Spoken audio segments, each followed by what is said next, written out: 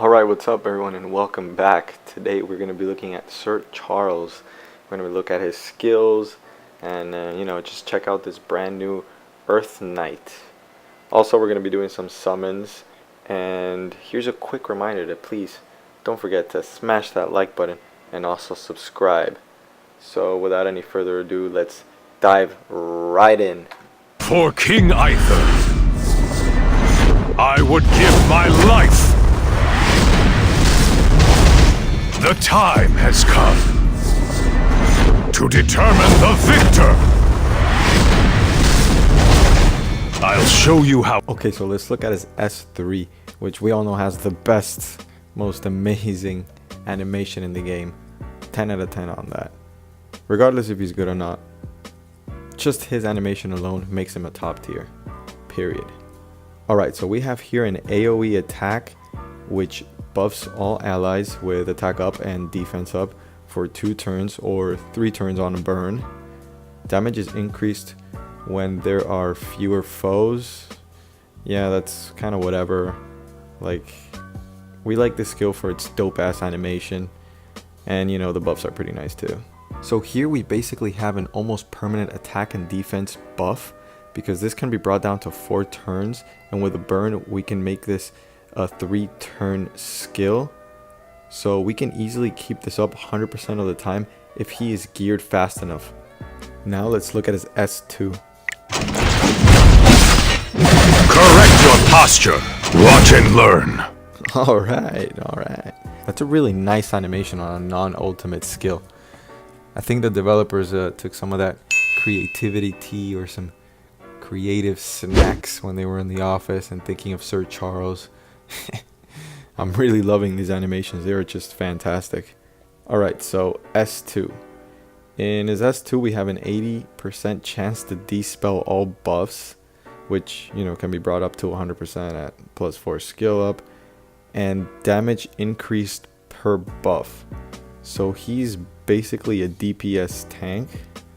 This could, once we test him out a little bit, do some serious damage if we, for example, cast his S3, have his buffs up, and then we use something like an Angelica and add another 2 buffs. He could actually dish out some pretty decent damage. Looking at him, Sir Charles really loves being supported. And lastly, we have our S1 with a 50% chance to put decrease on our target, which is actually a fantastic debuff for both PvP and late game hunts and Abyss. I don't see this debuff getting enough love, but it's actually really amazing. But what I really like here is our 25% chance to activate Smash, which is our S2. So we have an extra chance at dispelling our target, which is amazing for right now. I would probably say it's bestly used in either Abyss or those really annoying DN teams in PvP. Okay, so how do we build them?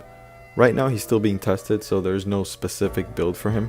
But if I had to take a wild guess, I would put him on a speed/HP set and build him exactly like my Clury. Okay, so why HP and not a defense? Well, HP can't be broken while defense can. Plus he has a defense buff, which already helps him, beef him up in that area. So for the rings and necklace, I would go 1 HP and 1 defense, and for the boots, obviously speed. Substats in this exact order of priority, I would go speed, HP, defense, and then I'll leave the last one up for imagination. It depends. If you want him to hit a little bit harder, you put attack. If you want him to land his what the heck am I saying? If you want him to land his debuffs a little bit more often, just put in some effectiveness. But I would probably just go for the attack.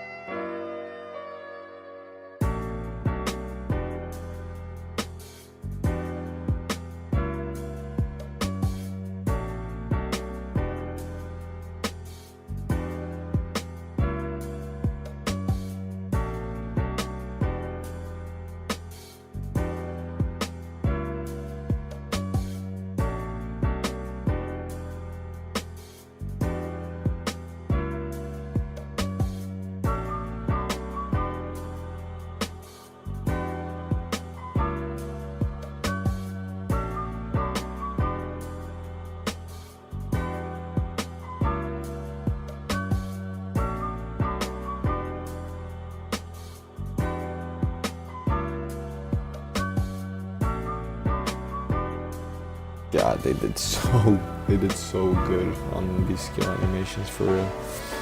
I'm pretty sad I didn't get him, because I would have loved to add him to my team just for his skill animations. Well guys, that's all I got for you today. We didn't get him, but it's okay. You know, there will be more banners, there will be more summons, and next week we get our new Mystic Moonlight 5-star, which we're for sure gonna pull for, and we're definitely gonna get. Like, that's why they didn't give me Charles. They were just saving the luck, so like that I wouldn't. I'm still sad about it. All right, thank you, goodbye.